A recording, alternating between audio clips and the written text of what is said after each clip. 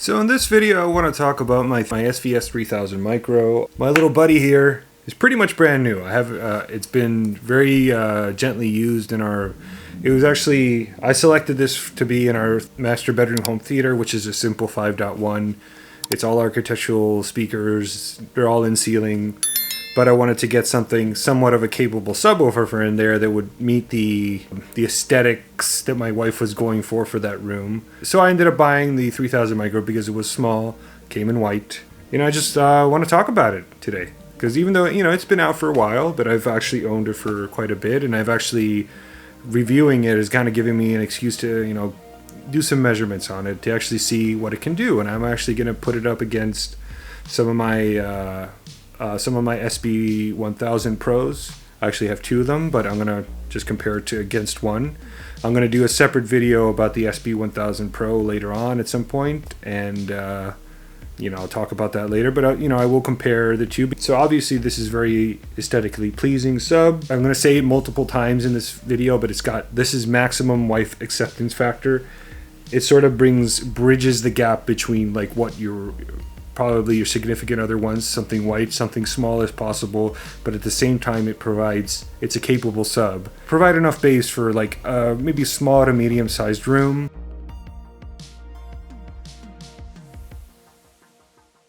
Another new and exciting day in the world of home theater enthusiasm. As you can see, I got a SVS 3000 Micro. So I had my PB3000 right there, and you can kind of get a sense of scale. I could probably fit close to maybe 5 of the micros within the PB3000 to give you an idea. So, I mean, if you get it is a very sleek it is a very sleek subwoofer. It is compact. It is almost one of the smallest subwoofers you can buy. It has dual opposing 8-inch drivers, and pretty much I believe it has the same amp that the PB3000 has. So I think it's an 800 RMS amp. So it's got plenty of power. And this little guy, I hooked it up in this room, which is pretty big. It's about 4,500 cubic feet. It was enough. It wasn't like shaking me in my seat or anything, because this is a pretty big room for such a tiny little sub, but it was certainly like producing bass that I could, enough bass that I could, be engaged with the movie. Obviously, for a room of this size, I would recommend getting 2 of these things, as you can see, that's what it looked like in that little spot, but it does the job. Let's just put it like that. It's a really impressive little subwoofer, and I leave it to SVS for making such a sleek looking design that that gives you that wife acceptance factor that a lot of guys are looking for.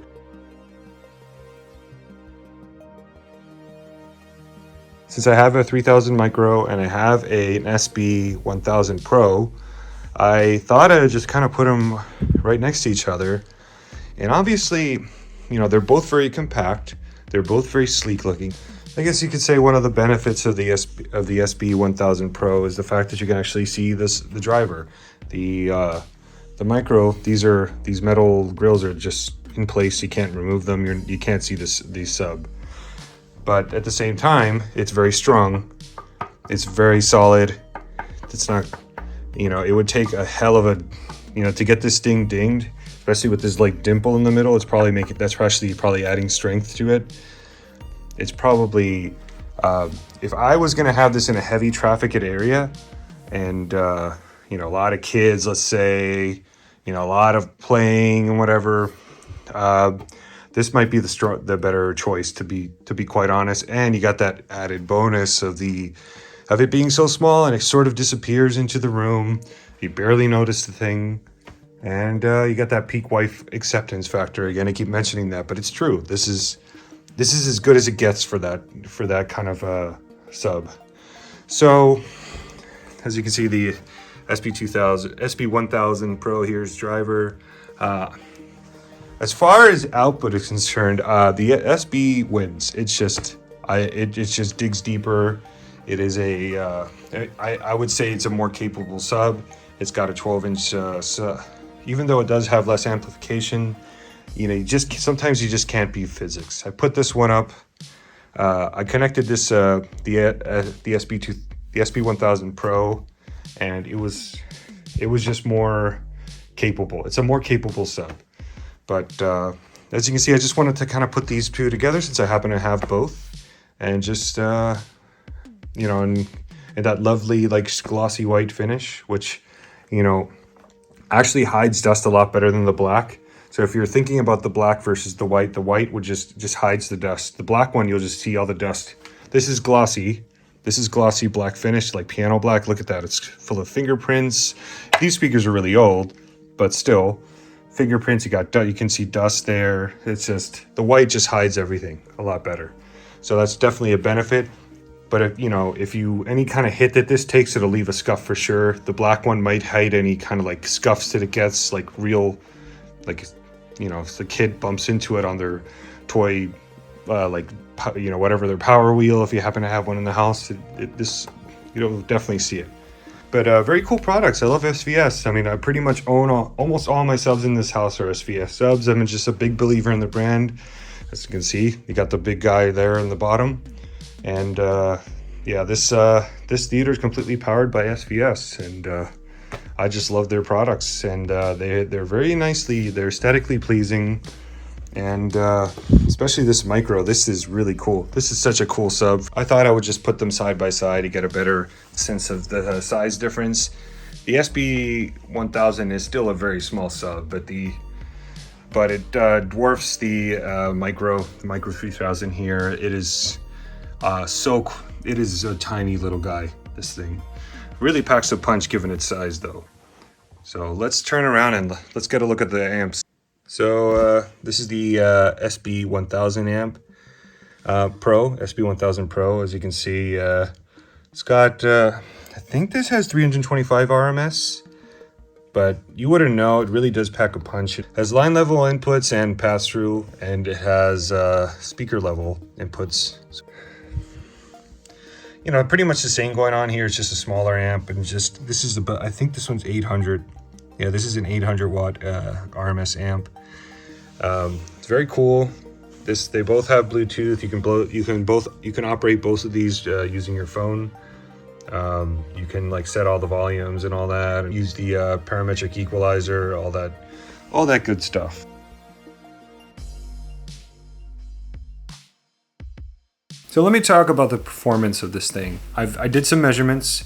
I've listened to this one. I've listened to my SB1000 Pros. And basically what I've noticed is that the 3000 Micro, pretty much keeps up with the SB1000 Pro until it gets to about 25 Hertz. After that, the SB1000 Pro, maybe call it 30 to 25 to 30 Hertz or so. Both the SB1000 Pro and the 3000 Micro were almost identical as far as output, as far as where, you know, the output that it was giving, same volume, same everything. This is a $900 subwoofer by itself, so about $1,600 if you buy two of them, so you save $100. In most cases, I would recommend buying two for pretty much any subwoofer. One is good enough.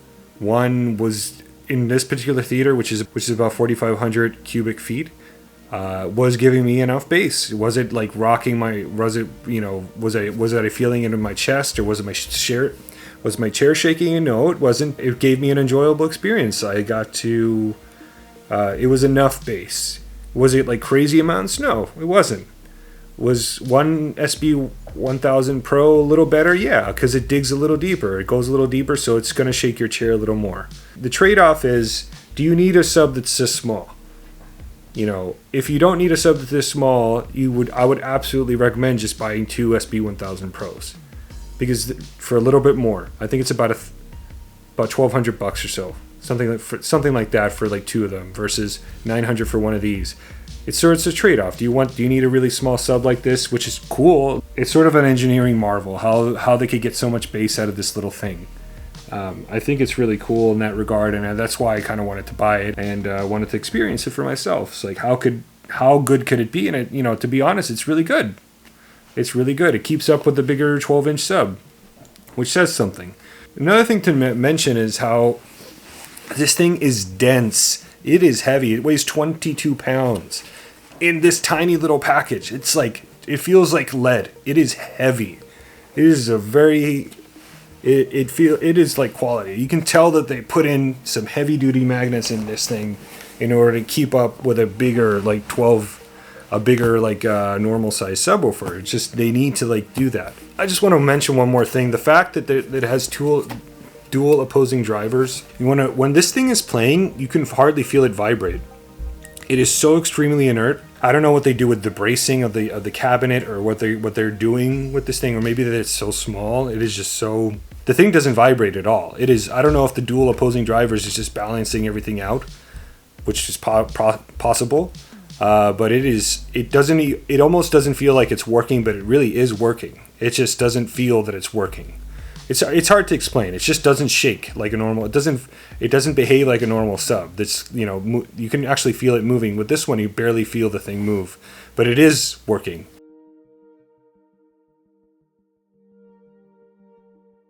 Just to distill my thoughts of the sub into recommendation, I would say yes, it's a great sub. It keeps up with the SB1000 Pro very well, which is it is a cheaper sub, but it is a bigger sub. It's almost the smallest sub on the market right now. I think there is one that is a little smaller, but I think it's a lot more expensive. As for the price is concerned, the wife acceptance factor, it's hard to beat this thing. And when you combine those two aspects, like value plus wife acceptance factor, I think it's a really good sub. And again, if you can get two, even better, but one is pretty good. But yeah, if you have any questions about the sub, feel free to leave them in the comments. Really helps a lot if you can like and subscribe, and I'll see you in the next one.